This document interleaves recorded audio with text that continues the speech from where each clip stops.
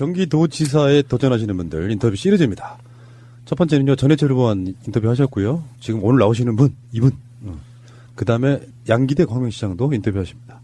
공평하게 해드리고 있습니다. 앞에 전해철 의원 인터뷰 안 들으시는 분들이 왜 이분만 나와 할까봐 미리 말씀드려요. 자, 참 신경 많이 쓰시네. 우리 공정 언론이잖아요. 네, 공정 언론. 네. 자, 이재명 성남시장님 오셨습니다. 어서 오십시오. 네, 반갑습니다. 이재명입니다. 예, 거의 한 2년 정도 만에 나오시는 거예요. 그런가요? 벌써 그래 됐나요? 이재명 시장 나오신 게 제 기억에 2016년 초반이니까 딱 2년 정도 된 거죠. 그러네요. 네. 그런가요? 벌써? 아. 그런 이재명 시장님이 우리 같은 일반인들 쌩깠죠. 왜냐하면 이게 주류 방송에 나가야 되기 때문에 팟캐스트 쌩깠어. 레벨을 업되셔서. 네. 그렇지. 그래서 내가 이해한다고. 억울하네. 우리 좀 민주당의 아주 소중한 그 손가락에 꼽히는 자산이기 때문에. 그런 그 상투적인 말 좋아요. 자산 뭐 이런 거 있잖아요. 그때까지만 해도 이재명 시장님은 그냥 우리 SNS나 팟캐스트 정도에서 알려진 인물 정도였는데 그 사이에 너무 크셔가지고요. 한번 모시기가 정말 힘들어요, 이게. 이게 전국구 인물이 돼버리면 어느 순간에 터치가 안 돼요. 내가 막 섭외하려고 텔레그램을 하면 손이 벌벌 떨려. 내가 무시당할까봐. 참 뭐라 말할 수가 없네. 박정철 아버지 이제 오딩인데. 내 삼아 참아 할 말이 없대. 네, 그러니까요. 네. 제도로서의 민주주의가 흔들리고 구타는 일은 이제 없습니다. 민주주의가 밥이고 밥이 민주주의가 되어야 합니다. 대선 후에 첫 인터뷰인데요. 네. 다 알죠. 사실은 이제 전국구 스타가 되고 어떻게 지내는지 읽을 수 있을 저기. 심지어는 자택까지 카메라가 들어가서 뭐 예능했지 않습니까? 그렇죠. 예. 그런데 본인 말씀으로 인터뷰 오랜만에 하시는데 어떻게 지내셨는지 한번 좀 설명 좀 해주세요. 제가 그 새날 출연한 게 벌써 2년이 됐다니까 정말 세월이 정말 화살 같네 이런 생각이 드네요. 근데 2년 동안 저는 정말로 거의 뭐 순식간에 지난 것 같습니다. 특히 작년 이제 대선 전에 그 경선 국민의 재작년 여름 정도부터 되게 바빠졌던 것 같고요. 또 작년 2월 정도부터 본격적으로 경선이 시작됐고, 그리고 이제 4월 경선 끝나고 5월 이제 대선까지 뭐 그때도 사실은 뭐 신경 쓸 게 많지 않습니까? 저는 이제 공식적으로 못 나서지만 어쨌든 우리 문재인 정부 만들어야 되고 우리 민주당 승리해야 되니까 이제 거기 주력하고 그 끝나고 이제 잠깐 쉬려고 했는데 뜬금없이 방송 출연 얘기가 나와서 그것도 한 달 정도 버텼는데 결국은 하게 됐고 그래서 그게 한 석 달 간 것 같아요. 그러니까 본인이 요구하신 게 아니고 방송 쪽에서 그 얘기를 좀 잠깐만 드리면 이 양반들이 경선 도중에 저를 쫓아다녔다 그래요. 우리 참모들한테 이제 경선 끝나면 이제 출연 좀 해주면 하는 게 어떻겠냐 제안을 했다 그러는 거예요. 근데 그래도 명색이 선수인데 너 지고 난 다음에 이거 하자. 이게 말이 좀 그렇잖아요. 그러니까 참모들은 저한테는 얘기 못하고 자기들끼리 검토를 했던가 봐요. 그러니까 그 제작진이 저 부부 진짜 재밌겠다 다녀보니까 뭐 사실 둘이 꼭 손잡고 다니고 그랬으니까 경선 때 계속 쫓아다녔대요. 경선장 뭐 토론회 장소 다 쫓아다녔다고 그러고 끝나고 나니까 저한테 제안을 했는데 제가 안 한다고 그랬죠.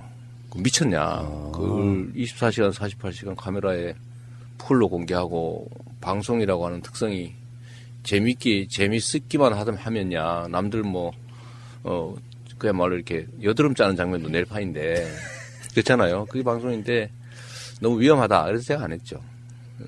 그런데 그쪽에 설득이 한 달 이상 뭐 또 계속 저한테 집요하게 얘기한 게 나한테 도움이 될 거다라는 거예요. 생각하는 거와는 다르게 제가 너무 일면만 보여진 게 있고 전체가 보여지면 오히려 우리 국민들의 공감도가 올라갈 거다.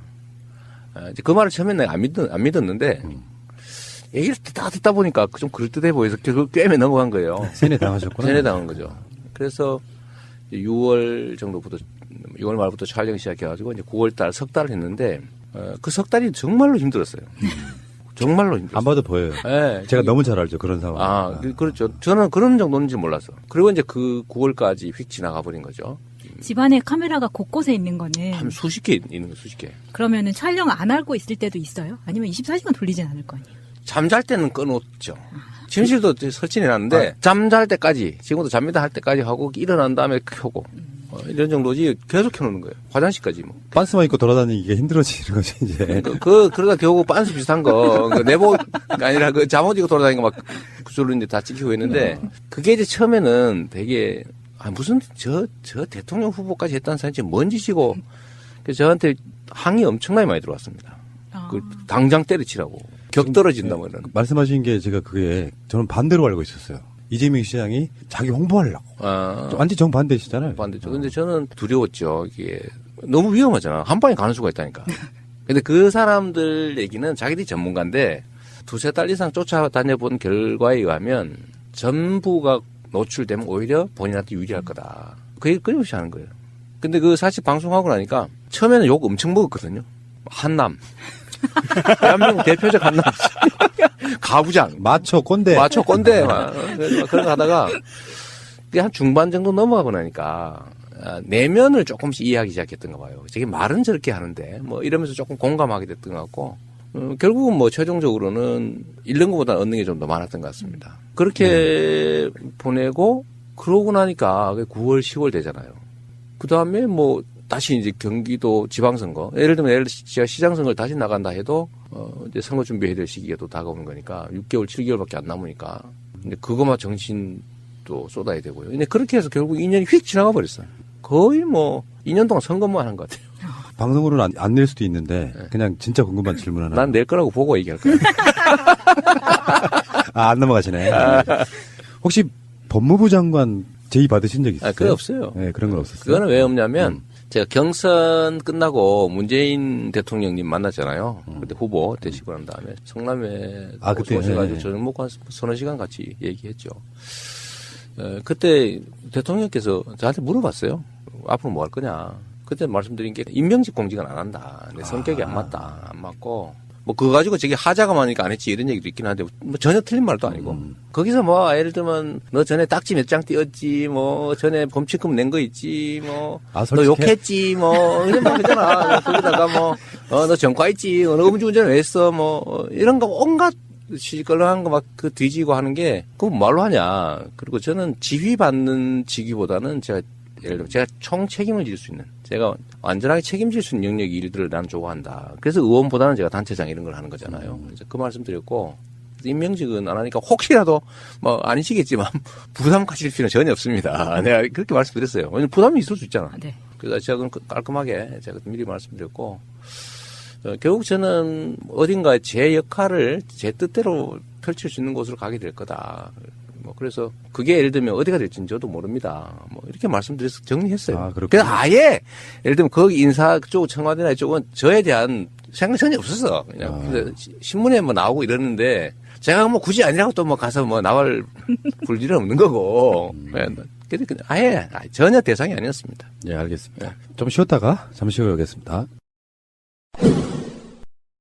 지금까지 민주당 경선 중에 이렇게 깨끗하게 끝난 경우는 없어요. 네. 왜 그러냐면 중간에 막 사퇴하고 뒤끝 부리고 탈당하고 이런 식으로. 뭐 그랬죠. 네. 근데 경선 자체는 굉장히 아름답게 끝난 건데 그 뒤끝이랄까 이런 것들이 남아 있는 분들이 아직도 있어요. 그렇죠. 네. 근데 문재인 대통령이 취임하고 잘하고 있지 않습니까? 이 상황에서 문득문득 이재명 시장의 SNS나 뭐 각종 인터뷰 같은 데 보면은 표현이 적절할지는 모르겠어요. 나도 몸빠가 됐다. 뭐 이런 식의 표현, 그런 뉘앙스로 말씀하신 적이 여러 번 있는 걸로 기억하거든요. 네. 그, 말씀하신 것처럼 대한민국 소위 이 민주개혁 진영의 경선이라고 하는 게 대개는 막 그냥 전쟁이었고 끝나고 나면 다 원수졌고 뭐 심지어 거의 다 뭐 분당 탈당 하고 그랬죠. 근데 이번에는 처음으로 이제 다 승복하고 또 최선을 다해 서로 돕고 뭐 그렇게 돼서 되게 만족도를 하지만 그 안에 또 뭐 사람이라고 하는 게 완벽하지 않으니까 또 부족한 점이 있죠. 저도 사실 지금 뭐 되돌아보면 후회되는 점들이 많이 있습니다. 그 바둑 두시는지 모르겠는데 좀 듭니다. 이 바둑을 전투를 하다 보면 거의 메모리 돼가지고요 떡수를 드는 경우가 있어. 방어를 못해. 공격만 하다가. 공격만 하다가. 근데 전체 국면을 이렇게 좀 되돌아서 이렇게 멀리서 좀 반상을 바라봐야 되는데 점점 거기 이제 몰입되면 이제 시야가 좁아지죠. 그러면 자기 입장에 매몰되게 돼요. 상대 입장을 점점 고려하지 않게 되는 거죠. 제가 그런 실수를 좀 한 측면이 있죠. 근데 시장님만 그러신 게 아니고 안희정 도지사도 술 먹고 아니, 막 뭐. SNS 날리고 그러시지 않았어요? 그러니까 그게 뭐 누가 표현으로는 뭐 대선 뽕이라고 하기도 하고 또 선거는 그런 측면들이 있는 거죠. 다 걸고 하는 거니까. 근데 그걸 또 그렇게 치열하게 안 하면 보는 사람이 재미가 없어요. 제가 말씀드리지만 사실은 문재인 대통령님 측에서는 저한테 당대표 이런 거 나가지 말고 경선 나와달라고 부탁하셨다고요.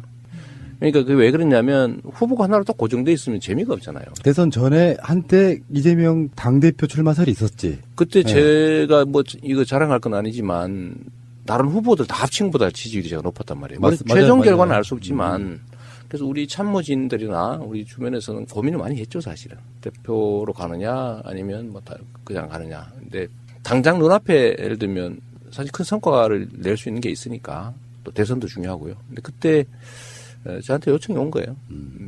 그거보다 이게 낫지 않냐. 뭐 그러죠 뭐. 저도 이제 판단이 좀 오락가락 할 테니까 시장을 중도에 그만둬야 될 수도 있고 대표를 맡으면 말이죠. 오히려 그거보다는 제 개인적으로도 유의미한 결과를 낼 수 있다면 뭐 대선 경선에 참여하는 것도 낫겠다. 뭐 이 생각 일치해서 제가 이제 깔끔하게 접었는데 그럼에도 불구하고 막상 경선에 들어가니까 저는 제가 이길 거라는 생각을 한 건 아닌데 어느 순간에 혹시 이길지도 모르겠다.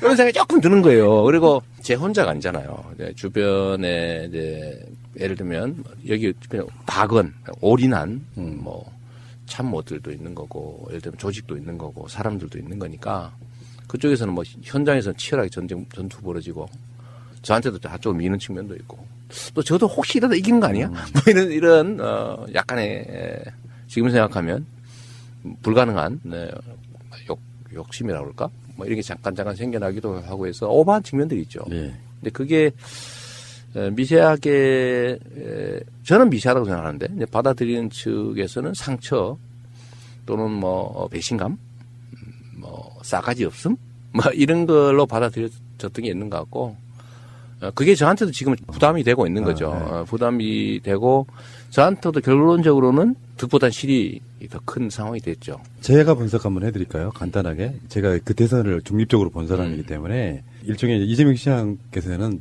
개혁적 마인드, 진보 마인드. 이재명의 지점이 진보 쪽 표를 완곡하게 붙잡아두는 역할을 했어요. 민주당에서는. 그래서 왼쪽을 좀 심하게 커버한 측면이 있죠. 근데 그러다 보니까 양 날개로 나는 거하고 똑같은 개념으로 아직까지 젊은 이재명 시장은 관리자 마인드, 주류 마인드가 부족했던 부분이 있거든요. 근데 머릿속에 계속 노무현 대통령이 후보가 되던 것만 생각을 하니까 그런 게 안 보였던 거라고 생각해요. 그 당시 시점에서는. 뭐 그런 측면도 있긴 하고요. 근데 그게 좀 더 더하면 어쨌든 제 역할은 진보 개혁 진영 이쪽 소위 좌측 좌측을 확고하게 제가 확보하는 게 역할이었기 때문에 일종의 팀 플레이잖아요.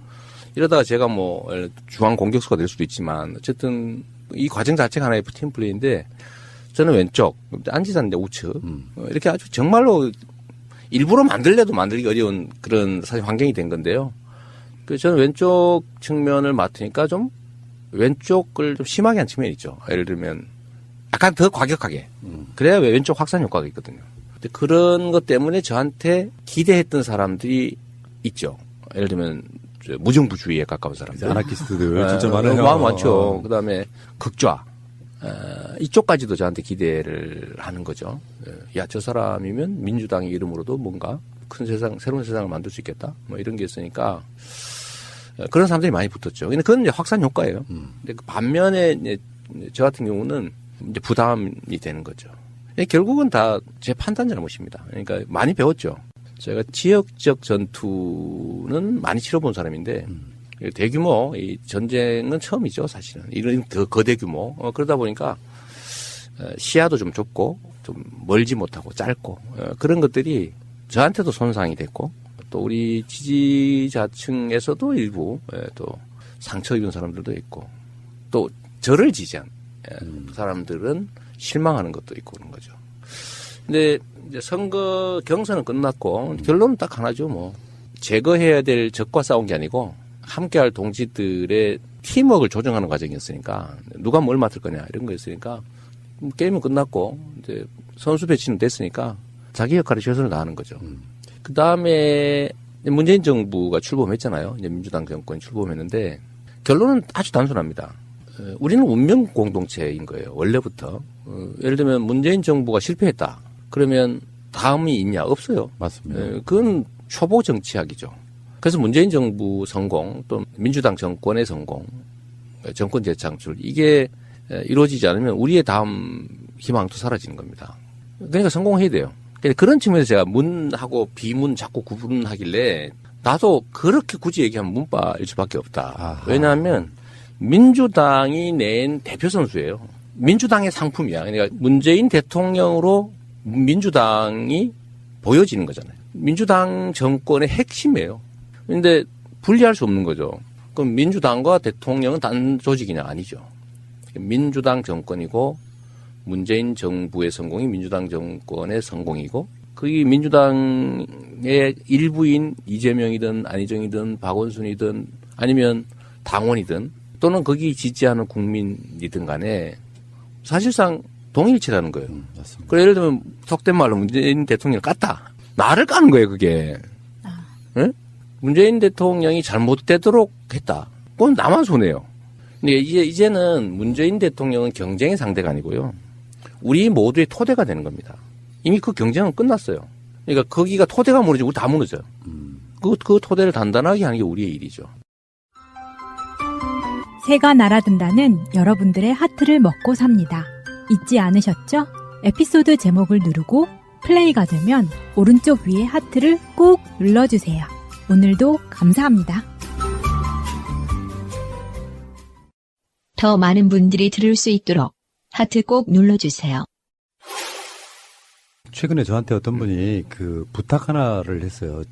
물론 행사가 취소되긴 했는데 광화문 행사에 진행하는 뭐가 하나 있었잖아요. 거기 가서 꼭 해달라는 말이 그 말이었어요. 적폐 세력들이 반격이 시작돼가지고 대통령 지지율 떨어지고 있다는데 여기서 비문, 친문이 어딨냐 그 말 꼭 해달라는 거야. 아니 근데 그거는 사실 언론의 프레임이죠. 저는 언론 중에서도 우리가 좀 극복해야 될 적폐 세력이 있다고 보는 건데 경쟁 관계가 아닌데 경쟁 관계를 만드는 거예요. 그 문재인 편과 문재인 편이 세상에 어디 있습니까? 그렇게 되면 안 되는 거거든요. 우리 모두의 상징이 된 거죠. 우리 모두를 대표하죠. 그 문재인 대통령이 실패하면 우리 다 망해요. 근데 거기는 경쟁의 상대가 아니라 힘을 합쳐서 거기를 성공하도록 지지하고 지원해야 되는데 지지하고 지원하는 사람들 사이에 경쟁이 있을 수 있어요. 방법을 놓고. 그러나 문재인 대통령은 이미 경쟁의 상대가 아니라 함께 그렇죠. 성공시켜야 될 우리 모두의 얼굴이 된 거죠. 그거를 네. 얼굴하고 나하고 분리하자. 이런 거하고 비슷한 거예요. 여기서 긴급 질문이요. 네. 제가 지금까지 계속해서 궁금증을 가져왔던 것 중에 네. 하나예요. 네. 만약에 네. 국민들이 다 찍어서 대통령이 됐다면 여러 상상 해드리면 안 되는데. 그러면 하지 말아야 돼. 근데 문제는 사람들은 이재명이 정권을 잡으면 싹 쓸어버릴까 이런 얘기가 있었단 말이에요. 근데 막상 대통령이 되면 지금 문재인 대통령 이상으로 개혁할 수 있었을까요? 라는 질문 한번 드리고 싶어요. 근데 사실 뭐 역사의 가정이라는 건 정말 무의미한 거고요. 쓸데없는 분란을 일으키죠. 근데 분명히 얘기하면 정말 잘하고 있어요. 잘하고 있고 제가 하고 싶었던 거 그러니까 공개적으로 말하지 않았지만 하고 싶었던 것들이 있잖아요. 그런 것조차도 잘하고 있어요. 정말로. 근데 이제 이 상대의 저항이 워낙 극렬하니까 지금 요새 힘들잖아요. 그래서 사람들은 그런 얘기를 하죠. 왜 비판하지 않냐. 잘못한 거 있으면은 까야지. 이런 얘기 가끔 저한테 하지 않습니까? 문재인 대통령 까라고? 까라고. 그러니까. 그래, 저보고 그거 안 한다고 속된 말로 삐져가지고. 그 성남에 뭐, 김사랑인가 뭐, 그런 사람하고 손잡고 저 까로 다니는 사람도 있어요. 아이고. 우리 그, 지지자 중에. 아이고. 열성적인 지지자 중에. 그게 지지자야? 지지자라기보다는 이제 저를 통해서 자기 의사를 관찰해 보려도 안 되니까 화가 난 거죠. 그래서 제가 좀 전에 댓글도 하나 쓰고 왔는데, 돌아서 저 까고 있는 사람이 있어요. 만기칠남. 그래서, 아니, 망치는 아니지. 그거는 민심을 살피는 거지.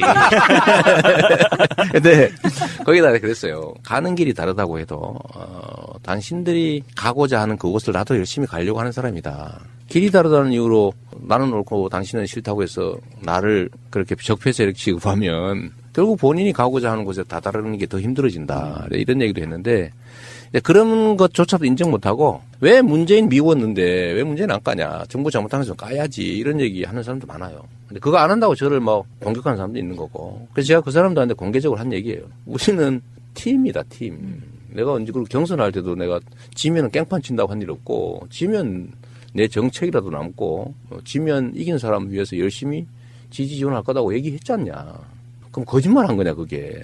그럼 내가 이기면 상대의 도움받고 내가 지면 안 도와주고 그게 사기꾼이지 그게. 경쟁에 참여하는 구성원이 아니지 않냐 이런 얘기도 내가 했는데요.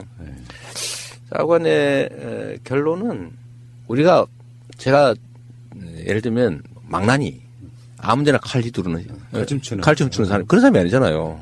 저도 제가 가고자 하는 길이 있어요. 근데 우리의 팀원인 문재인 대통령께서 하고 있는 일이 예를 들면 나쁜 의도를 가지고 속된 말로 뭘 해먹고 부정부패 저지르고 뭐 어떻게 막 자기 막 챙겨가지고 그러려는 나쁜 의도를 가지고 나쁜 짓을 하면요 까야지 하지 말려도 할 건데 그렇지 않잖아요 객관적으로. 힘겹게 싸우고 있잖아요. 아니, 좋은 의도를 가지고 열심히 노력하고 있기 때문에 나쁜 의도를 가지고 나쁜 짓을 하면 비판하고 까야지.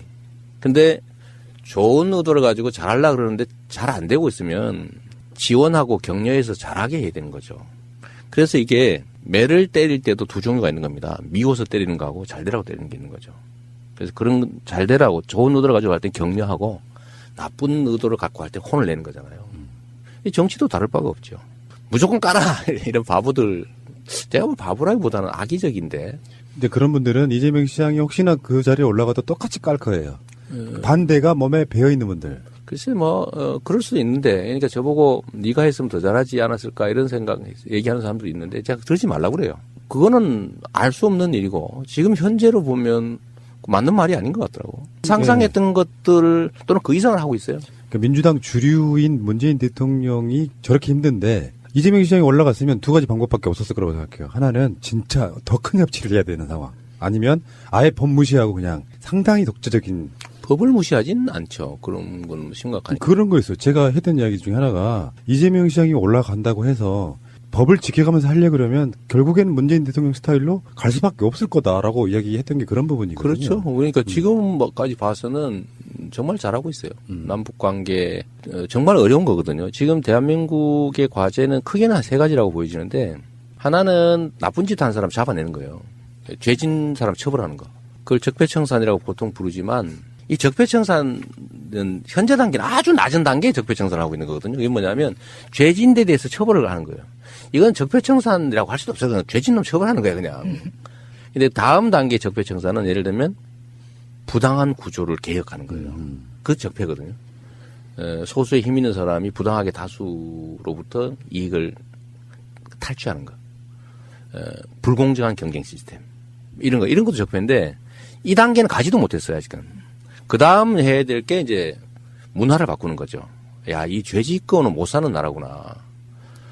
공정하지 않으면 나한테 이익이 없구나. 이렇게 믿어지는 문화. 그게 제대로 된 나라거든요. 근데 여기는 전혀 못 가고 죄진 사람 처벌하는 단계인데 뭐 잘하고 있지 않습니까? 그 다음에 지금 중요한 게 결국 먹고 사는 문제예요. 경제죠. 산업 성장 이런 얘기 하지 말고 중요한 거는 어떤 엄청난 불평등과 격차. 여기 때문에 사람들이 다 희망을 잃어버렸잖아요. 역사적으로 다 그래서 나라가 망했거든요. 분석 여러 가지 있어. 외국가 쳐들어오고 관료가 부패하고 흉년이 들고 다 이런 현상적 분석이 있는데 본질은 그 사회가 가지고 있는 자산과 기회를 특정 소수가 지나치게 독점해서 압도적 다수가 기회를 잃어버렸을 때 그럼 기근이든 아니면 외침이든 이런 걸로 해서 그게 폭발하는 거죠. 그래 망하는 거거든요. 그래서 이 경제적 불평등과 격차, 불공정 이 문제를 해소하는 거는 정말 어려워요. 근데 문제는 그게 쉽지 않다는 거죠. 그건 혁명적 에너지가 필요해요. 이 적폐청산은 혁명적 에너지 같은 게 필요 없어. 그냥 의도 갖고 열심히 하면 돼 그냥. 그 다음에 우리나라에만 고유한 심각한 문제 이제 북한 문제죠. 통일 평화 문제인데 이게 또 엄청나게 어렵다는 거예요. 우리의 내부의 문제가 아니라 미국, 중국, 일본, 러시아 이 세계 열강들의 이해관계에 엮여 있으니까 우리 마음대로 할 수가 없는 영역이죠. 근데 제가 정말 높이 평가하는 거는 미국과의 관계에서 조금씩 남북 관계를 개선할 틈새를 만들어내고 있다는 거예요. 야, 그렇죠. 현재 정부가. 운전자. 그거 웬만해서 못합니다. 제가 이런 것도 물어봤어요. 미국이 어느 정도 지배력을 갖고 있나. 미국은 우리나라를 그냥 자기들이 속국 정도로 생각하는 거 아니냐. 전 세계 어디에 자기 군대 파견해 놓고 그 나라의 군사 작전권을 가지고 있습니까? 사실은 엄정한 의미의 독립국가까지 못 되고 있는 상태잖아요. 근데 그런 상태에서 예를 들면 그들이 원하는 것과 다른 결과를 만들어내기 위해서 움직인다? 쉽지 않아요. 북한은 압박해가지고 확 그냥 항복받으려는 게 미국의 전략인데 우리는 그게 안 되는 게 알고 만약 그게 성공한다고 해도 그 과정에서 엄청난 피해를 입을 수가 있습니다. 그 참새도 죽을 땐 잭한다는데 그러지 않아요. 아니 그것 하나의 체제입니다. 맞습니다. 수천만 명을 인구를 가지고 있는 엄청난 권력 집단인데 그냥 조용히 눌려 죽을 것 같아요. 그거 아니지. 근데 그런 결국 피해는 누가 입냐? 우리가 입는 거죠. 그래서 이런 상황에서 여하튼 미국의 국가이게 예를 들면 트럼프처럼 저렇게 막 무지막지하게 밀어붙이는 그 틈새 속에서 조금씩이나마 이렇게 틈새를 벌려 나가고 있어요. 이 틈새를 우리가 만들어내는 만큼 남북 관계 개선 여지가 있고 그만큼 사실은 우리는 이제 화해 협력 또 통일까지 못 가더라도 공존의 가능성이 커지는 거예요. 근데 그 측면에서 보면 잘하고 있는 거지. 그래서 뭐 저는 지금 상태로 지금까지 앞으로 보기에도 잘할 것 같아요. 예. 잘하게 해야지. 그리고 제가 봤을 때는 이런 부분이 있어요. 문재인, 이재명 이 두 사람은 스타일이 다를 뿐이지 개념은 똑같아요. 표현 방식이 다른 거야. 맞습니다. 예. 그러니까 결이 같다고 느끼는 거라고 생각이 들고요. 자, 이렇게 계속 문재인 대통령에 대한 공감만 표시하시면 또 재미없으니까 잠시 후에 다른 거 여쭤볼게요. 최근에 그 일어나는 이야기들 몇 가지만 여쭤볼게요. 시장님하고도 연관이 있어요. 네. 최근에 얼마 전에 이재명 시장님 고소하신 분들, 고발하신 분들 있죠. 그 중에 이제 최교일이라고 이분에 대해서 나를 고소한. 네. 네네. 그 성남 FC 관련해가지고 그것도 우리 그 소요 방송 젊은이들 방송에서 한번 실드를 한번 해드렸는데. 아 그렇군요. 그러니까 그 최교일 의원이 지금 현재 여검사 성추행 무마 의혹 바로 그 당사자잖아요. 의혹이 아니라 무방했더만. 네, 그러니까 언론이 왜 이렇게 말하는 거야? 무마 확실. 본인 오리발 이렇게 얘기해야지. 보면은 그런 검사 집단의 그런 식의 어떤 성적인 폭력이 아직도 지금 굉장히 잔존한 모양이더라고요. 분위기 들어보니까. 저는 예를 들면 저도 법조인이잖아요. 그리고 저는 연수원 동기들 선후배들이 뭐 여전히 검찰에도 많이 있고 한데 제가 그 사람들을 이렇게 개인적으로 보면 상상이 안 돼요. 전혀 그럴 사람들이 아니야. 그리고 그런 사람은 없었고. 근데 이 최교일이나 여기서 뭐 얘기되던 안택은 뭐 이런 사람들 얘기를 들어보면 상가집에 가가지고 문상 가서 속된 말로 주물럭 했다는 거 아닙니까? 그것도 유부녀를요. 유부녀를 그것도 임신 중이었대요. 아, 그랬대. 그리고 초임도 아니고 한 7, 8년 된 중견 검사였던가 봐요. 아, 그걸 세상에 상가집에서 막 만지고 막 껴안고 그랬다는 거 아닙니까? 그것도 앞에 법무부 장관이 옆에 있는데. 보고 있었대요. 그러니까요. 에이씨. 그래서 저 어제 해당 서검사 와서 인터뷰하면서 막 울고 이러는 거 보니까 그거 얼마나 한이 됐겠어요. 그래도 명색이 검사인데 그런 사람 잡는 직업이잖아요. 그렇죠. 자기가 당했어. 그런데 그거에 대해서 아무 문제의식을 느끼지 않는 거예요. 그리고 그 안모 그 검사가 인권국장이었다면서요. 아, 기침이 나와요. 아니, 그러니까 앞에서는 인권 하는 담당을 하면서 자기가 인권 침해를 막 하고 있는 거죠. 이 권력을 가지고 습관적으로 약자들에게 행사하고 누리고 또 그들의 고통 속에서 희열을 느끼는 그런 사람들이 있는 것 같습니다. 검찰에만 있는 게 아니고 뭐 군대에도 있고 보면 군대에서 여성 부사관, 여성 장교들 성폭행 한 사례가 많잖아요. 보면 동료나 조직원으로 보이는 게 아니라 그 성적 대상으로 보이는 거죠. 군대. 근데 검찰도 그러고. 근데 이 사람들이 또 승승장구한다는 거죠. 그 거세하고 발치 차야 되는 거 아니에요? 법대로 하면 그렇게 해야지. 근데 이제 공소시 저질렀다고 지금 흐지부지 하는데 제가 보니까 그런 짓 한 사람이 계속 그런 똑같은 짓을 해요. 그러니까요. 이 최교일 씨를 내가 지금 내가 언론에 소문을 내주려고 그래 이제. 네. 근데 너 뒤졌어 이제. 이 양반이 법률 지원단장이라서 난 그 사람 전혀 몰랐습니다. 했던 얘기도 하고 했던 얘기도 하는데 제가 분명히 얘기했거든요. 성남 FC도 프로 축구단이고 기업인데 광고를 파는 거예요. 스폰이잖아. 예를 들면 메인 가슴 광고. 그렇죠. 이건 한 3, 40억 갑니다. 싸게는 20억. 어깨 광고. 뭐 한 10억에서 20억. 뭐 이런 데다가도 한 5억씩 뭐 이렇게 받아요. 그 프리미어 리그에 삼성은 수년간 수백억 내잖아요. 어마어마한 건 냈죠. 수천억도 냅니다. 내는데 그 광고를 매출을 한 거예요. 시민구단들이나 프로구단들이 다 그렇게 기업들한테 광고 노출해주고 돈 받고 하잖아요. 그래서 운영하는 건데 이거를 기부를 받았다고 우기는 거예요. 미르 재단처럼 기부받았다고. 미르가 광고해줬냐고. 아니, 미르가 삼성을 백번호 붙여줬냐 말이에요. 아니잖아. 그렇죠. 근데 우리는 예를 들면 붙여준단 말이에요. 그 광고를. 그래도 수백만이 보지 않습니까? 그래도 그러잖아. 근데 이걸 계속 기부라고 우겨요. 그리고 성남FC는 주인이 성남시민이야. 성남시가 운영하고 있는 구단이에요. 시가 예산을 투자해서 운영하는 곳이에요. 그 미르 구단은 국가 예산을 투입한 국가 기업이 아니잖아. 근데 이거를 계속 같은 거라고 우겨. 이거 말고 얘는 들 게 많죠. 그리고 우리는 공개적으로 다 한 거고. 그리고 광고라고 하는 게 좀 더 시너지를 올리기 위해서 다양한 방법이 있는 겁니다. 예를 들면 기업은 사회공헌 해야 되는데 주빌리 은행 그 모금해가지고 수천억 지금 이제 조 단위로까지 서민들 금융 장기 연체 채무 탕감해 주는데 그 홍보해 주는 게 우리 성남시의 중요한 일이고 내가 그 대표기도 하고 또 성남시에서 뭐 모금해서 많이 탕감도 했는데 전국적으로 확산할 필요가 있다. 그러니까 네이버는 어차피 지역 기여해야 되거든요. 그리고 성남에 들어올 때 지역 기여 약정이 돼 있어요. 성남 시유지를 사서 들어왔거든, 거기가. 시유지를 반을 쪼개서 사고 거기에다가 일종의 혜택을 받고 들어온 기업이에요. 거기 정자역이. 정자역이지.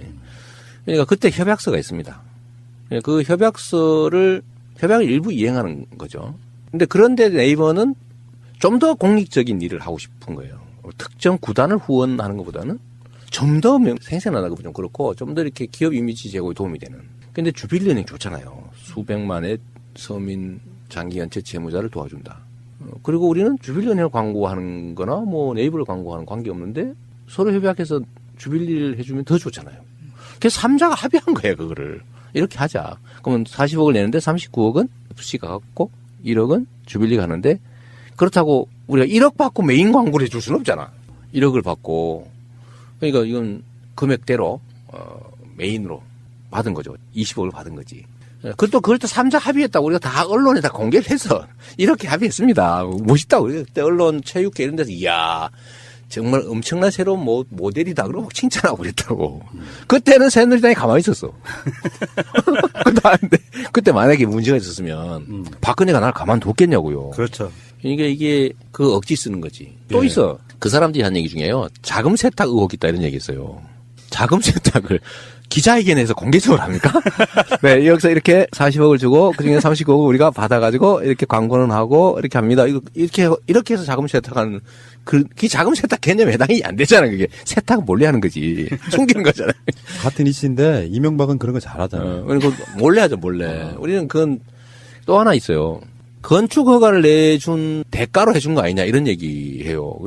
이건 내가 아직 공개적으로 얘기 안 한 얘기인데 네이버가 절반의 땅을 사서 입주를 하고 난 3,000평 남아있는 시유지가 또 있습니다. 근데 그 시유지가 못 쓰고 있는 거예요. 그래서 우리가 그 기업을 유치하자. 기왕이면 공공쳐서 질 것도 없고. 근데 기업 유치를 해야 되는데 그 땅값을 우리가 엄청나게 비싸게 올려놨어요. 팔라고. 거의 평당 3,000만 원 가까이. 옛날에는 되게 싸게 팔았지. 근데 이번에는 우리가 좀 비싸게 하고 했는데 기업들이 워낙 비싸고 그러니까 잘 안 들어와요. 그래서 우리가 네이버에 너희들 돈도 많고 한데 다른 데 있는 기업들 관련 기업들 다 모아서 여기다 도 확장해라.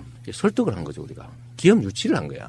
그래서 거기가 사준 거야 쉽게 말하면. 우리는 왜냐하면 그때 당시에 이걸 매각해서 빚도 갚아야 됐고 기업도 유치해야 되고 빈 땅을 놔두느니 그럼 일자리도 생기고 하다못해 세금도 더 늘어나니까 기업을 유치해야 되잖아요. 그러니까 거기를 기업을 유치하는 조건으로 매각을 했기 때문에 그 건물 짓는다고 건축허가 신청 들어오면 안 해줍니까? 해줘야 되잖아. 그거는 그 대지인데 업무 상업 용지로 매각을 했으니까 당연히 업무 상업 시설 건축허가 신청이 들어오면 해줘야 되고 안 해주면 손해배상 해줘야 돼요.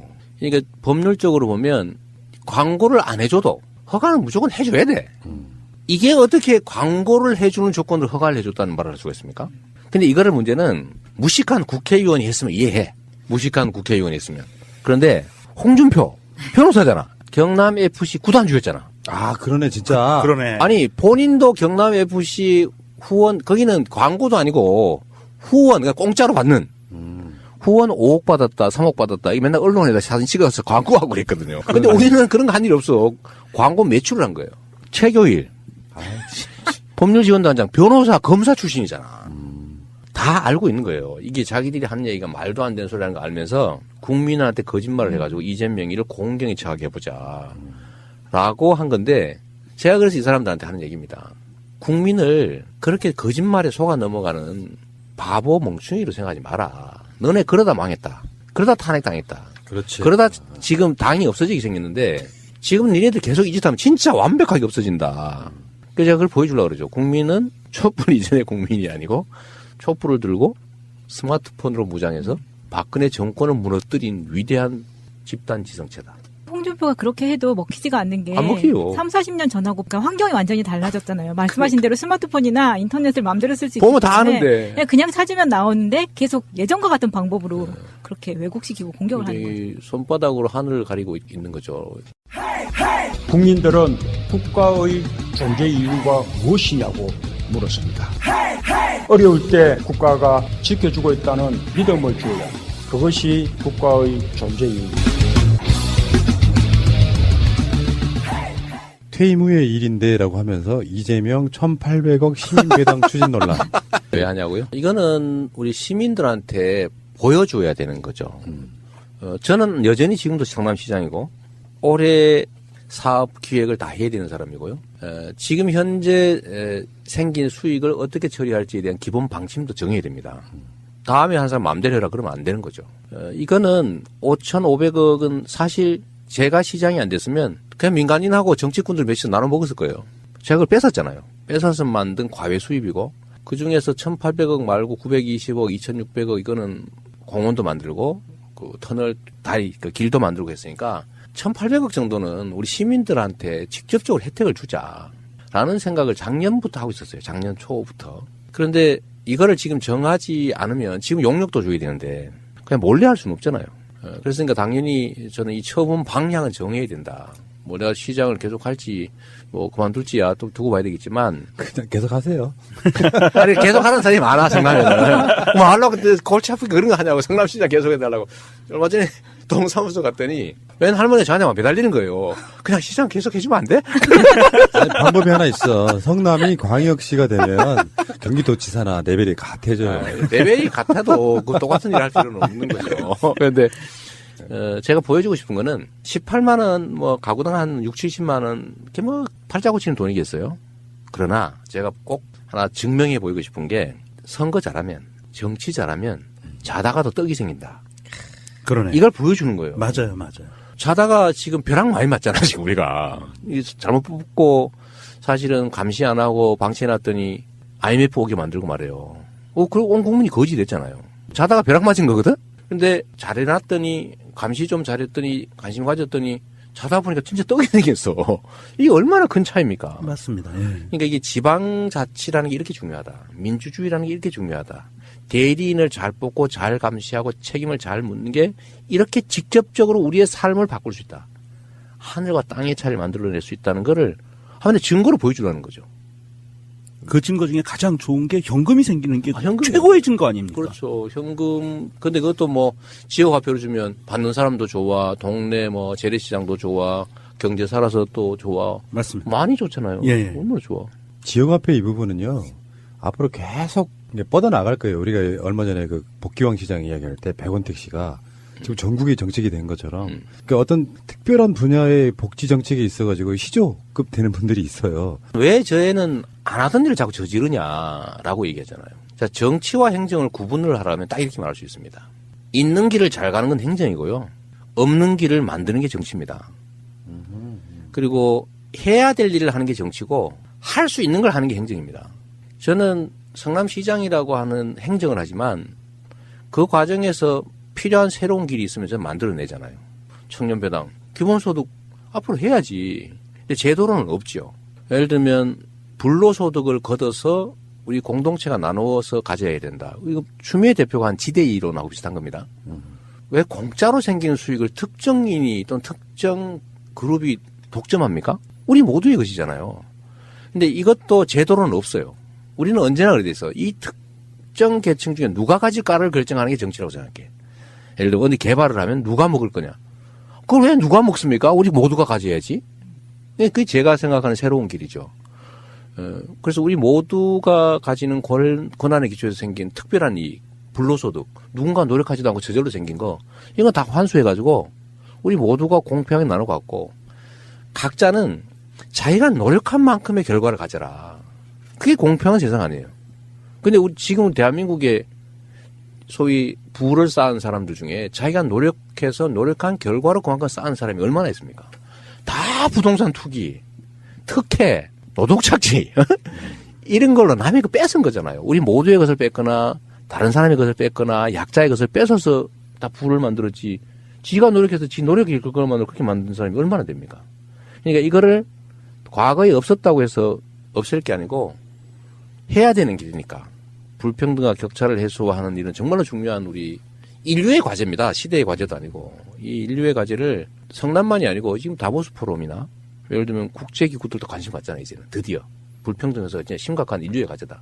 예, 우리도 필요하니까 길을 만드는 거예요. 그게 청년 배당이고 그게 저는 시민 배당이죠. 예를 들면 경기도도 경기도민 배당하고 국가는 국민 배당을 하면 드디어 기본소득의 나라가 되는 거지. 경기도 얘기 나와서 그런데요. 요즘에 그 남경필 지사와의 브로맨스가 대단하시대요. 두 사람만 마치 선거에 출마할 것처럼 지금 압도적으로 구도를 만들어 놓고 있는데 남경필 지사하고 그러다 사랑에 빠지시겠어요? 점점 사랑하게 되는 것 같긴 해요. 이 대목에서 제가 정말 아쉬웠던 대목이 있어요. 문재인 대통령님의 분노 발언입니다. 최고 권력자가 분노를 하시면 굉장히 많은 갈등이 일어날 수 있습니다. 그것도 공개적으로 하셨거든요. 저는 최고 권력자의 그 분노는 아주 공적인 영역에서 분노가 일어나야 공감대가 생깁니다. 저는 그날 대통령께서 말씀하신 그 분노는 제가 볼 때 그게 과연 공적인 분노인가? 저는 그 대목에 있어서 좀 우려되는 말씀을 드립니다. 지금 하고 있는 적폐청산은 제도나 문화를 바꾸는 게 아니고 그렇죠. 범죄 청산 중이에요. 근데 이걸 가지고 죄 지은 자들 또는 죄 지은 자들과 공범들이 정치 보복이다, 지나치다, 시기 또는 강도를 조정해야 돼 이런 얘기 하잖아요. 공정한 룰을 깨고 부당한 이익을 보는 소수의 기득권자들의 범죄 행위는 끊임없이 초고강도로 계속돼야 된다. 그래서 뿌리를 뽑아야 됩니다. 근데 여기에 대해 저항하잖아요. 이 말씀에 전적으로 동의를 해요. 그렇게 하자는 거고요. 네. 단 집권 여당의 힘 있는 정치인들이 나서서 감나라 배나라 하지 말라는 아니 겁니다. 그러니까 제가 그 말씀 마저 드리려고 해요. 불의와 부정이 범죄에 대해서 분노하지 않는 지도자는 지도자가 아니에요. 당연히 분노해야죠. 이명박 대통령을 보면 사자 예를 들면 4대 강요 그 있을 수 없는 짓 했지 않습니까? 방위비리 예를 들면 자원외교 예를 들면 뭐 선거에 장난친 거 예를 들면 국가 예산을 뭐 자기들 마음대로 쓴다든지 다스 이용해서 정말로 많은 주가 조작 피해자를 만들고도 자기는 아니다 그러고요. 이런 행위들에 대해서 범죄를 찾아내 처벌하는 걸 가지고 이 사람은 정치 보복이다 이렇게 얘기하잖아요. 거기 또 많은 분들이 동의하잖아요. 왜냐하면 그들은 적폐 세력과 공범들이거나 동조자들이었던 겁니다. 공정한 경쟁의 룰이 보장되고 범죄 행위로 돈을 벌거나 범죄 행위로 가진 수익을 가질 수 없는 정상적인 나라를 만드는 게 대통령이 제일 의문인데 그거를 망가뜨리려고 정치 세력을 규합해서 정치 보복이라는 프레임으로 벗어나려고 하잖아요. 분노해야죠. 재밌었던 게 그 동상이몽 출연하실 때 네. 남경필 지사한테 물었어요. 왜 출마 안 하시냐고. 나는 같이 나갈 사람이 없다고. 그러니까 서로 막 미워하다가 어느 날 갑자기 보면 굉장히 친해져 있는 게 느껴지는데. 거기는 불타는 청춘 나가려고 그랬잖아. 아 그러네. 진짜 싱글들 거기 그거지.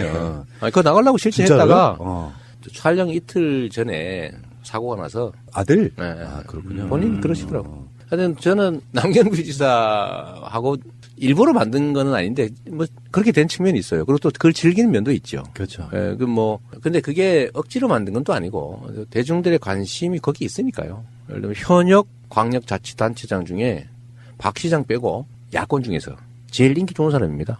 맞잖아. 이렇게 해석할 수도 있어요. 남경필이 자유한국당으로 복당한 데에는 이재명 시장 영향이 커요. 그럼요. 그러니까 또 변절하기 싫었어. 그래서 아예 출마 안 할 수도 있는 상태였는데 이재명 시장이 무럭무럭 너무 커버리니까 자유한국당에 대안이 필요한 거. 그래서 그게 끌어당기는 거라고 봐요. 그렇죠. 서로한테 이해관계가 일치한 측면이 있어요. 남지사는 경기도가 또 재밌잖아요. 이 판세를 보면 전국의 광역자치단체는 여권이 이기는 곳은 누가 나가도 다 이겨. 근데 경기도만 아니에요. 경기도는 그런데 압도적 차이가 나. 예를 들어 후보가 누구냐에 따라서 그 여론조사 결과가 천지 차이가 나버립니다. 그러니까 양자구도일 때는 완전히 뒤집히고요. 사자구도일 때는 예를 들면 뭐 심상정 1등 하기도 하고 막 그래요. 그게 뭐냐면 남지사가 세다는 얘기입니다. 아, 지금 샤이가 많이 있다는 뜻인가요, 또? 샤이도 샤이인데 남지사의 시정 지지율, 도정 지지율이요 60% 여전히 60% 가까이 됩니다. 앞뒤 왔다 갔다 하죠. 야당 중에서 이만한 지지율을 확보한 데가 없어요. 그러니까 여기는 누가 그런 얘기하죠. 이거 제 자랑 같아 좀 말하기 좀 그런데 이재명이가 경기도 나온다 그래서 저기는 망했다. 아니면 무조건 이기는 건데. 안경필이. 네. 아. 그런 얘기가 있는 거예요. 근데 그 뭐 얘기 아까 맞는 거죠. 바른당에서도 무조건 1등이었던 거예요. 근데 제가 이제 후보로 서울시로 혹시 가는 기대를 했는지도 모르겠는데 저는 그건 안 한다고 했으니까. 이렇게 하니까 1대1 구도를 안 만들면 가능성이 없어진 거죠. 전혀 안 보이니까 결국 복당했다고 보이고. 제가 경기도의 뭐 선거 결과를 얘기하기는 좀 그런데 하여튼 경기도가 좀 특수합니다.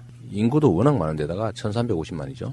대한민국의 4분의 1인데 여기가 정말 특이해요. 사람 따라 왔다 갔다 해요. 후보의 당 따라 결론이 나지 않아요.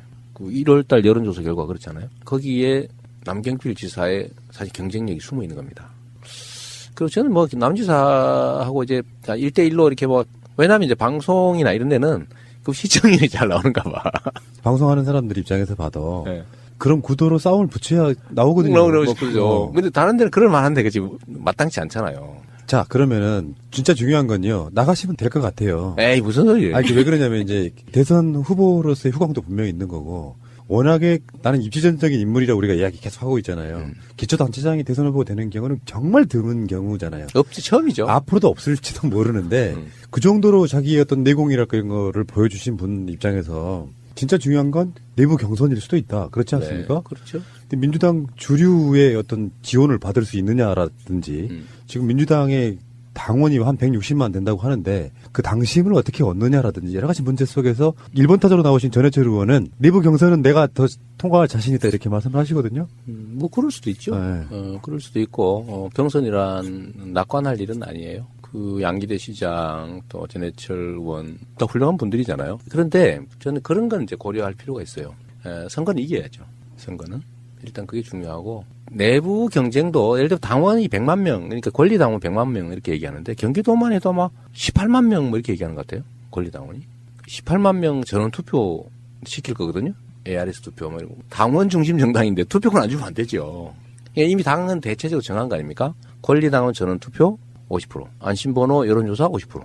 이렇게 대체적으로 정한 거예요. 근데 10만이 막 넘어가는 그 당원들 전수 투표 결과라는 게 되게 여론 결과하고 비슷하게 가요. 몇천 명도 아니고 10만 명 뭐 이렇게 되면 결국은 이제 국민들이든 당원이든 민주당을 지지하는 사람들. 이 사람들이 주축일 텐데 이 사람들은 20년 만에 처음 온 기회잖아요. 20년 전에 한번 이겨보고 16년 동안 졌거든요. 임창열 지사 마지막에 딱 한 번. 처음이자 마지막이었죠. 근데 그 이후로 한 번도 못 이겼는데 경기도를 소위 우리 민주진영이 되찾아오는 것이 소위 문재인 정부 성공의 가장 큰 토대가 됩니다. 플러스 PK 정도면 딱이죠. 거의 PK까지 하면 이제 안정적이 되는 거고 경기도를 회복하지 못하면 상당히 불안해지는 거죠. 경기도를 대한민국 인구의 4분의 1 여기를 회복하는 것 이게 문재인 정부 성공의 이번 지방선거의 가장 핵심입니다. 뭐 서울은 당연히 지켜야 되고 경기도를 되찾는 거. 그러니까 그런 점에서도 우리 국민들이나 당원들이 합리적 판단할 거라고 보죠. 그리고 만약 거기서 이재명 아니야? 그럼 뭐 그거 받아들이면 되지 뭐. 아 근데 그럼 경기도지사 나가시려면은 성남시장을 사퇴해야 되는 시점이 있나요? 정확하게? 3월 15일입니다. 3월 15일까지. 네. 그러니까 성남시장 이재명은 사실상 3월 15일까지밖에 못 본다. 자꾸 이게 기정사실을 하려고 하지 마세요. 내가 잘 안 넘어요, 요새. 중간에 바뀔 수도 있어. 성남시장 3선 할래 해버려요. 그럼 얼마나 이상해질까 분위기가. 그래서 아까 그 1,800억도 빨리 방침을 정해 놓으려고 하는 거예요. 예. 잘하시는 것 같고요. 그 부분은 누군가가 이재명 지지하고 누구는 뭐 어떤 사람 지지하고 이런 부분이 있어갖고 다 일장일단이 있어서 지지하는 쪽의 장점만 이야기하는 건데 네. 이런 비판도 있는 거예요. 대선 나가기 위한 용도로 경기도지사 한다 이런 식의 비판이 있을 수 있거든요. 그 일부에서 그런 얘기 하더군요. 일부에서 그런 얘기 하던데 저는 공직을 다른 내 공직을 얻기 위한 수단으로 생각해 본 일이 한 번도 없어요.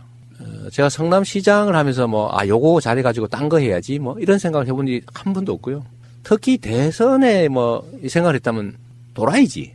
시장하면서 그런 생각을 했다면 그렇잖아요. 서울의 구청장과 똑같은 겁니다. 기초단체장은. 근데 만약에 그런 생각을 하고 있다면 정말 이게 비정상일 테고요. 근데 내가 성남시장을 제가 열심히 하니까 우리 국민들이 저 딴 거 한번 시켜볼까? 호미보다는 저기 쟁기를 두면 더 잘하지 않을까? 그런 생각을 하는 분들이 생긴 거잖아요. 이 대선, 대권 이런 거는요. 개인이 하려고 해서 되는 것도 아니고 결국 국민들이 집단지성으로 선택하는 겁니다. 누구를 쓸까? 그런데 그중에 막 그 자리를 노리는 사람이 있어요. 주인의 입장에서 봤을 때. 끊임없이 거기다 눈을 그 다음에 지휘를 열심히 안 해. 써주겠어요? 절대 안 써줍니다. 국민이 그걸 압니다. 예를 들면 경기도를 맡았을 때 요거를 이용해가지고 내가 딴 더 높은 자리 해야지? 이렇게 마음 먹으면 대중이 그걸 일단 알아챌 뿐만 아니라 성과를 내기 어려워집니다. 제가 맨날 하는 얘기죠. 현재에 충실하지 못하면 그리고 저 멀리 쳐다보고 딴 데 욕심내면 스텝이 꼬여서 자빠진다. 넘어진다.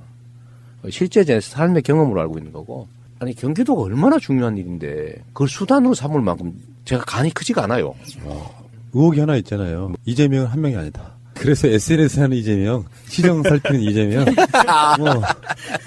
그만큼 능력이 출중하신 건 누구나 다 아는 거고. 문제는 진짜 중요한 건 대선 이후에 큰 선거가 하나 돌아왔는데 그것이 파열음이 돼가지고 당이 분열되는 요소로만 안 쓰인다면 출마하시는 분들이 경선을 깨끗하게 해서 선거를 일시 단결해서 치르면 분명히 경기도건 PK건 TK건 좋은 결과가 있을 거다 이렇게 보는 거거든요. 제가 말씀드리고 싶은 게요.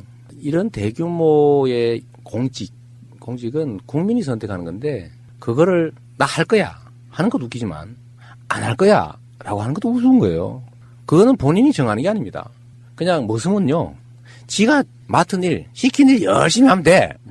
그러면 주인이 알아서 이거 말고 딴 거 해 하는 때가 오겠죠. 근데 나 저 딴 거 할 거야. 나 딴 거 더 폼 나는 거 해야지.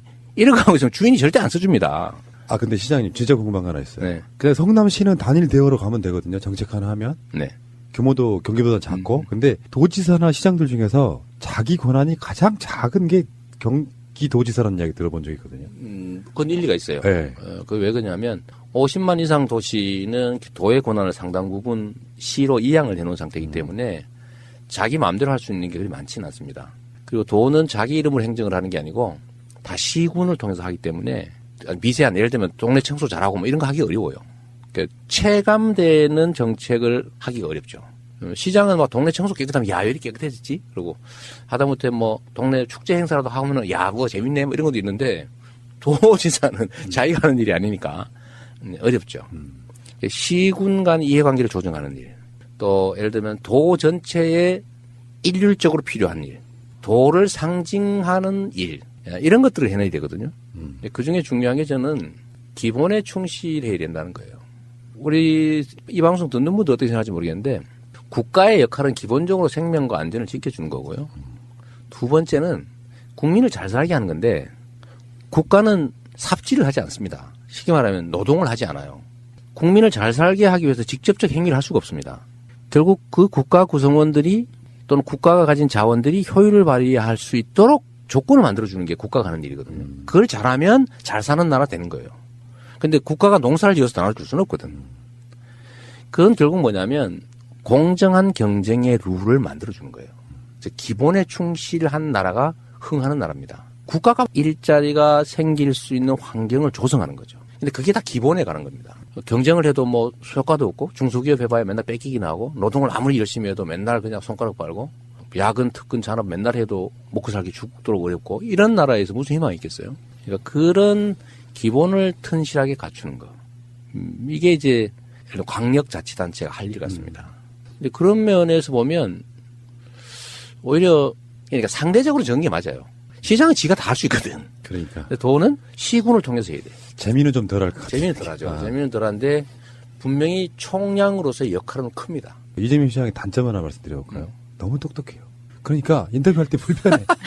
그러니까 잠깐 쉬는 틈을 안 줘. 언제 치고 들어갈 때 아니, 모르겠어. 노는 얘기 하나 해줄게, 그럼. 네.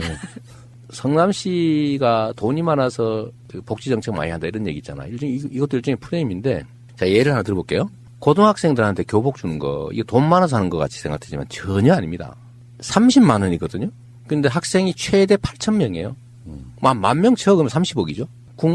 시민 1인당 얼마예요? 100만 명이니까 3,000원입니까? 그렇죠. 예. 1인당 3,000원이죠? 1인당 3,000원.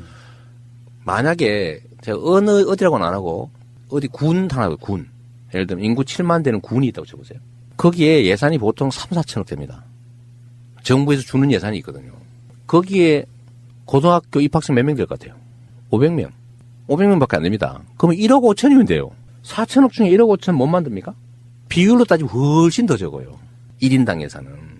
예를 들면 청년배당은 그 얘기 되었는데 성남 100억 들거든요. 24세한테 100만 원씩 주느라고. 10,000명이니까. 그럼 아까 7만 되는 군에 24세 청년 몇 명 되겠어요? 그거 없잖아, 시골이니까. 한 400명 되겠지. 그럼 4억이 4억. 4천억 중에 4억 얼마입니까? 0.1%입니다. 그럼 산후조리비 우리 50만 원씩 주는데 성남이 한 8,000명 정도 나니까 40억 정도 들죠. 근데 그 동네는 몇 명 낳겠어요? 300명도 안 나요. 100명도 안 될 것 같은데. 300명 쳐주면 그 1억 5천이야. 4천억 예상 중에서 1억 5천 없네 이거죠. 그러니까 이게 결국 마음 문제입니다. 근데 그런 건 예를 들면 도 단위에서 시행하기 너무 쉽지. 그러네요. 도에서 예를 들면 예산 부담 절반 해주고 시군이 절반 하라 그러면 그럼 거의 예산 안 들고 하는 거죠. 생각보다 복지 정책이 돈등이 아닙니다. 세력으로만 봐도 경기도라고 하는 상징적 서울을 둘러싸고 있는 뭐 최근에 남경필 지사가 뭐 서울하고 경기도를 한몸으로 묶는 뭐 정책 이런 것도 제안하고 있던데. 근데 그 진짜 그 얘기도 하나 해야 돼. 네. 광역 서울도로 경기도를 서울에 편입하자 그거 아닙니까? 근데 첫째로는 경기도의 자긍심에 관한 문제입니다. 경기도는 경기도 이름을 쓴 지가 1000년이에요. 1000년 고도입니다. 올해가 정명천년, 그러니까 경기도 이름 지은 1000년이 됐네요. 네? 경기도 생긴 지 1000년이라고 쉽게 말하면 새로운 1000년을 시작해야 되는데 서울로 편입을 하자니 없애버리죠. 서울을 경기도로 편입해야지. 그래서 생각을 해도 그렇게 해야 되는 거죠. 경기도의 가장 심각한 문제는 정체성 부족입니다. 사람들이 경기도민이라고 생각하지 않아요. 서울 시민 아닌 사람 이렇게 생각해. 서울 시민이 아닌 성남 시민 이렇게 생각하는 거죠. 근데 이걸 경기도민으로 생각하기 됩니다. 이게 지역 정체성이에요. 자긍심이죠. 그래서 그런 측면에서 완전히 반대로 가는 거고 경기도의 규제를 완화하자. 규제 완화의 방법으로 서울 광역도 얘기를 한 건데요. 그렇죠. 서울은 규제가 없냐? 아닙니다. 서울이라는 이유로 규제가 없고 서울이 아니어서 규제가 있는 게 아니고 필요하니까 규제가 있는 거예요. 근데 그렇게 경기도에 집중되어 있는 거죠. 왜냐하면 서울을 둘러싸고 있으니까. 그래서 이거 규제 완화의 방법으로 광역 서울도 즉 서울에 합병해버리자. 이거는 옳지 않고 필요한 규제는 유지하고 불필요한 규제, 역차별을 만드는 규제, 비효율을 가져오는 규제 이런 규제들이 꽤 많아요. 예를 들면 북부에 뭐 과도한 군사보호구역이라든지 경기 동부에 과도한 상순보호구역이라든지 자연보존권역이라든지 이런 것들은 규제를 좀 완화해야죠. 근데 이걸 통째로 철폐하자 서울로 만들어버리면 다 해결된다? 이거는 똑같이 홍준표류에 가깝습니다. 거짓말하면 통하겠지. 스피커 그거면 다 통하지 않을까 이런 기대를 하는 것 같은데 그 생각은 좀 버렸으면 좋겠어요. 확정 지은 건 아니지만 지금 간 보고 계시는 거예요. 그런 표현 좀 하지 마. 아니, 그러니까 경기도지사 나간다고 김은 간보기 이런 거 좀 하지 마. 100% 시장 나간다고 이야기를 안 하고 계시잖아요. 지금 현재는. 네. 그러니까 하는 거 보면 안 나가는 게 좀 이상해진 상황이 돼 있는데 그렇죠. 네. 마지막으로 한 말씀만 여쭐게요. 지금 남경필 지사처럼 뭐 연정 이런 걸로 이렇게 이미지가 된 게 있잖아요. 내가 경기도지사가 되면 이거 하나만큼은 꼭 하고 싶다 하는 거. 사람들은 돈을 많이 벌기를 원하는 게 아니고요. 잘 살기를 바라는 겁니다. 잘 살기를 바라는 그 수단의 하나로 돈을 바라죠. 경제 성장도 그렇고 지역 발전도 그런데 예를 들면 경기도에서 경기도민이 잘 사는 방법은 뭘까? 일단 좀 미세먼지 이런 거 대기 오염 문제잖아요. 뭐 요새 미세먼지 너무 막 엄청난 것처럼 보이시는데 사실 대기 오염 문제입니다. 과거의 수질 오염. 수질 오염 문제는 지금 많이 완화되고 있어요. 대기 오염이 이제 근본적인 문제로 사람들이 느끼기 시작한 거죠. 이런 삶의 환경의 문제. 깨끗한 환경에서 잘 살게 하는 거. 이게 되게 중요하다고요. 이거야말로 개인이 아니라 공공이 해야 될 일이죠. 일자리를 만들고 산업을 발전시키고 경제를 성장시키고 이거는 원래 하는 거야 맨날. 근데 거기에 예를 들면 경기도만이 할 수 있는 거, 복지를 확대하는 거, 더 나은 삶을 위해서. 경기도가 가진 기회와 자원들을 좀 더 효율성을 발휘하게 하는 거. 쓸데없는 데다가 막 토목공사 하느라고 돈을 마구 없애는 것보다는 사람들한테 지역 화폐로 출산 장려해주고, 예를 들면 고등학생들 무상급식이라도 지원해주고, 그게 지역 화폐로 지급돼서 동네 골목 상권으로 살고 이럴 수 있다면 돈이 2배, 3배로 효율성 있게 쓰여지는 거잖아요. 예, 그런 경기도가 가진 또는 그 지역이 가진 자원과 기회가 효율적으로 잘 쓰여지게 하는 거. 결국은 기본에 가는 것이다. 이 예. 말씀 꼭 드리고 싶어요. 너무 막 우아한 뭐 동부가 뭐 첨단 뭐 도시, 막 세계 뭐 허브 뭐 그런 거 안 했으면 좋겠어. 예. 그냥 기본에 충실한 사람이 살만한 행복하게 예. 질 높은 삶의 유지가 가능한 이런 쪽으로 가야죠. 자, 그 방송 들으시는 분들이 시간적으로 부족하다. 그거는 원래 정규 방송이 있는 시간대 바로 앞에다가 성남시에서 이것밖에 시간이 없다. 난 그래서 내 책임은 아니고요. 나머지 부족한 부분들은 이 시장님이 굉장히 많은 인터뷰를 나가시거든요. 찾아서 들어보시고요. 저는 제가 소관할 상황은 아니고. 마지막으로 이런 말씀 하나 드리고 싶어요. 정말 옛날에 엄청나게 친한 동네 형이었는데 네. 동네 형이 이제 검사가 돼가지고 서울에서 네. 연락이 잘 안 되는 그런 형. 그래서 한번 모시기도 힘들고. 뭐 그런 부분이 있는데. 미안합니다. 명절이나 한번 내려오시겠죠, 뭐. 고향에. 그것도 그렇고. 네. 채널 청취자 여러분들 부탁드리고 싶은 게 이런 게 있어요. 좀 길게 멀리 봐야 된다.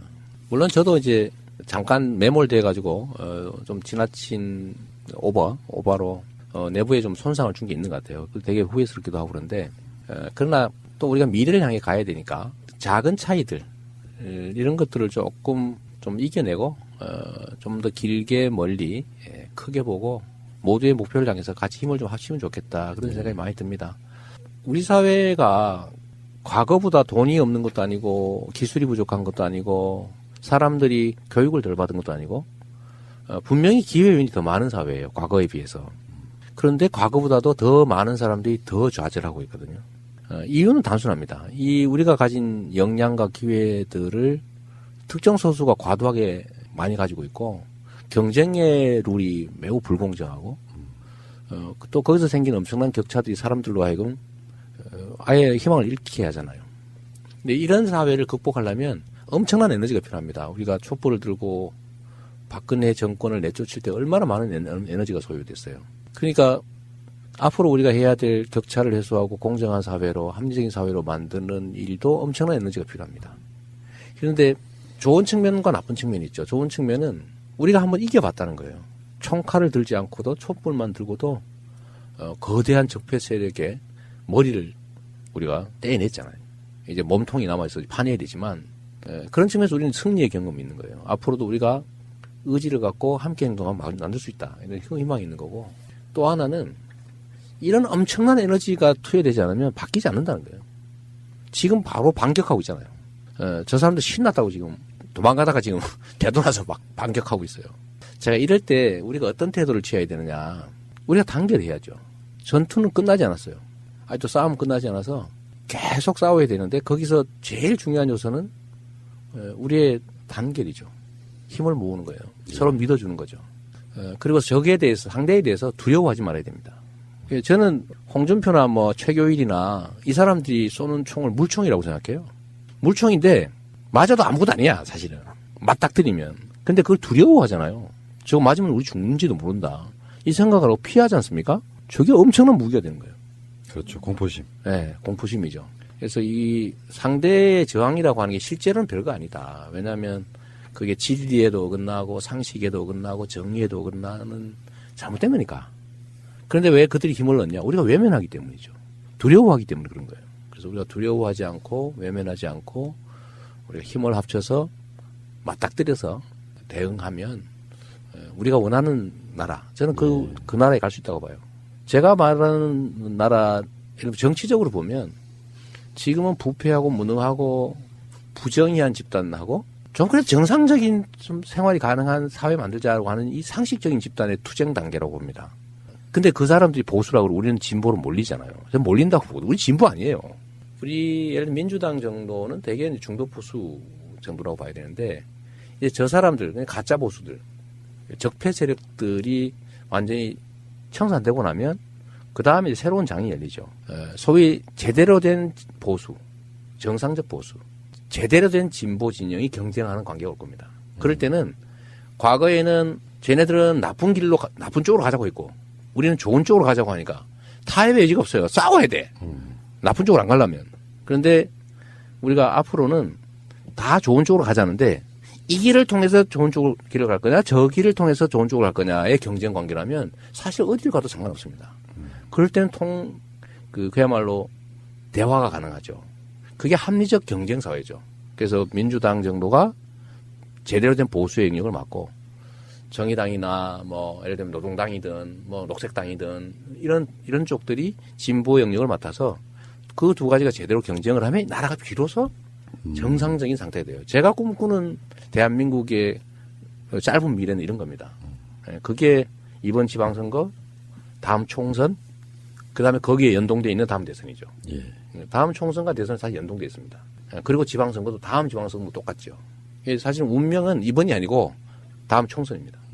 다음 총선과 대선에서 나라의 운명이 결정나겠죠. 비정상과 정상이 싸우는 그야말로 반지의 제왕 시대로 갈 거냐, 아니면 합리적 영역에서 방법을 달리하는 합리적 경쟁이 가능한 상식 사회가 될 거냐, 그 운명이 결정나는 다음 총선 대선입니다. 첫 번째가 이제 이번 지방선거니까 그래도 자신감 갖고 서로 믿어주고 손잡고 같이 가면 좋겠다, 그 말씀 꼭 드리고 싶어요. 시장님 이야기를 들으면 이런 생각이 들어요. 아까 농담처럼 적폐에 가보냐면은 너무 똑똑해. 어느 정도 머리에 그냥 개념만 갖추고 적당하게 이렇게 해야 되는데 너무 똑똑해요. 이게 이재명 시장이 버려야 될 가장 최고의 적폐입니다.